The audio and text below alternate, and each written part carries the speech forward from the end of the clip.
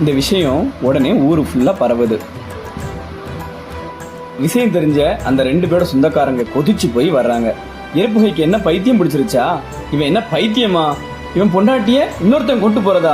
விடவே மாட்டோன்னு வில்லு, வாளு, வேலு, அருவான்னு எதெல்லாம் கையில கிடைக்குதோ அதெல்லாம் எடுத்துக்கிட்டு ஊர் எல்லைக்கே வந்து அந்த வேதியரை சூழ்ந்து நிற்கிறாங்க.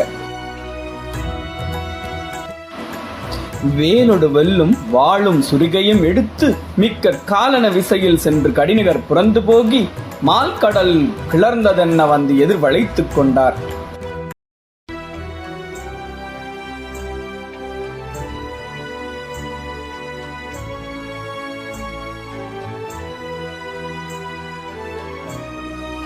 இவங்களெல்லாம் பார்த்த உடனே வேதியர் வேடத்துல இருக்க அந்த சிவபெருமான் பயந்து நடுங்குறாராம்.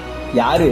ஒரே ஒரு பார்வையில முப்புறத்தை எரிச்சவர், அந்த யமனையே எட்டி உதைச்சவர், யானையோட தோலை உரிச்சு தன்னோட ஆடையா போத்திக்கிட்டவர் அவரு இவங்களை பார்த்து பயந்து நடுங்குற மாதிரி நடிக்கிறாரு.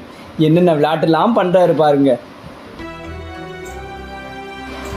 உடனே அந்த அம்மையார் சொல்றாங்க, இறைவனே பயப்படாதீங்க, ஏற்பகை வெல்லுவார் அப்படின்னு.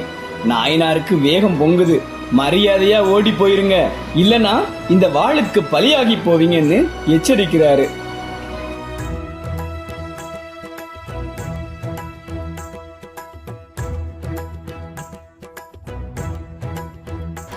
ஆனா சொந்தக்காரங்க கேட்கல.